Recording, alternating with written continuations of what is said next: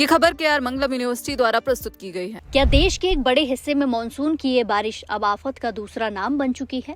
क्या असम में हर साल आने वाली ये भयानक बाढ़ और केरलम के ये जानलेवा भूस्खलन सिर्फ कुदरत का कहर है या कमी तैयारियों में है? दरअसल देश के दो अलग अलग हिस्सों से आ रही भयानक तस्वीरों और खबरों की बात करते हैं, जिन्होंने पूरे देश को झकझोर कर रख दिया है। एक तरफ उत्तर पूर्व का असम है तो दूसरी तरफ दक्षिण का केरलम है। दोनों ही राज्य इस वक्त कुदरत के दोहरे संकट से जूझ रहे हैं। कहीं नदियां उफान पर हैं तो कहीं पहाड़ों का टूटना जारी है।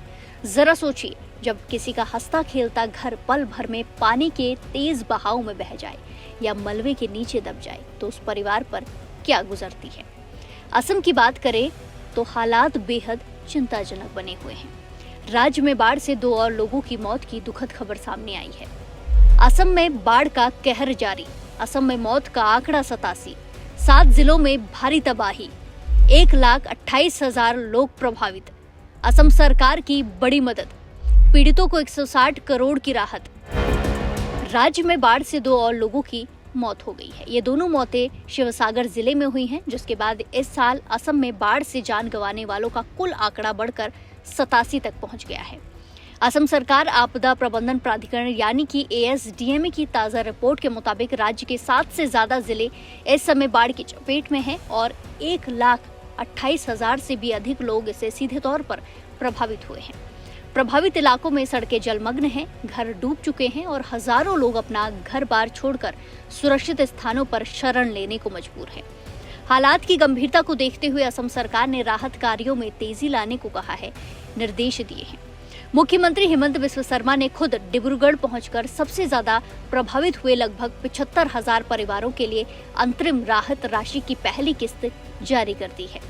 इसके तहत करीब 160 करोड़ रुपए की सहायता राशि जारी की गई है, जिसमें गंभीर रूप से क्षतिग्रस्त घरों वाले परिवारों को 15-15 हजार रुपए की फौरी मदद दी जा रही है। इसके साथ ही शिवसागर, चराईदेव, जोरहाट और गोलाघाट जैसे गंभीर रूप से प्रभावित जिलों में राहत सामग्री पहुंचाई जा रही है और प्रभावित परिवारों को सहायता दी जा रही है। वहीं दूसरी ओर दक्षिण भारत के केरलम में भी आसमान से आफत बरस रही है। केरलम में लगातार हो रही मूसलाधार बारिश, बाढ़ और भूस्खलन ने भारी तबाही मचा दी है। केरलम में भारी तबाही। केरलम में 15 की मौत, 7 लोग अभी भी लापता, 165 हेक्टेयर फसल तबाह। NDRF और सेना हुई तैनात। 10 जिलों में ऑरेंज अलर्ट। आधिकारिक जानकारी के मुताबिक बारिश से जुड़ी अलग अलग घटनाओं में राज्य में अब तक 15 लोगों की मौत हो चुकी है, जबकि 7 लोग अभी भी लापता हैं, जिनकी तलाश में राहत और बचाव दल जुटे हुए हैं। तिरुवनंतपुरम में सभी जिला कलेक्टरों के साथ एक अहम बैठक के बाद प्रशासन ने बताया कि इस बारिश से राज्य में करीब 165 हेक्टेयर कृषि भूमि पूरी तरह से तबाह हो गई है, जिससे 3500 से ज्यादा किसान प्रभावित हुए हैं।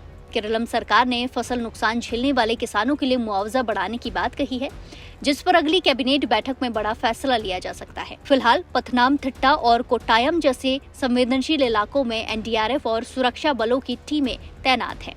मौसम विभाग ने राज्य के 10 जिलों में ऑरेंज अलर्ट और 4 जिलों में येलो अलर्ट जारी किया है, जिसके चलते 12 जिलों के सभी शैक्षणिक संस्थानों में छुट्टियां घोषित कर दी गई हैं। अब सवाल ये उठता है, हर साल आने वाली इस तबाही का स्थायी समाधान आखिर क्यों नहीं निकल पाता? क्या सिर्फ नुकसान होने के बाद मुआवजा बांटने तक ही सीमित रह जाएंगे? मौसम में आ रहे ये अचानक बदलाव और रिकॉर्ड तोड़ बारिश इस बात का संकेत है कि अगर समय रहते पर्यावरण संरक्षण और सही इंफ्रास्ट्रक्चर डेवलपमेंट पर ध्यान नहीं दिया गया तो आने वाले समय में ये प्राकृतिक आपदाएं और भी ज्यादा खतरनाक रूप ले सकती हैं। प्राकृतिक आपदाओं से निपटने के लिए सरकार की ये राहत राशियां और कदम अपनी जगह है, लेकिन पीड़ित परिवारों का जो नुकसान हुआ है उसकी भरपाई शायद ही कभी हो पाएगी। इस पूरी स्थिति पर लगातार नजर बनी हुई है।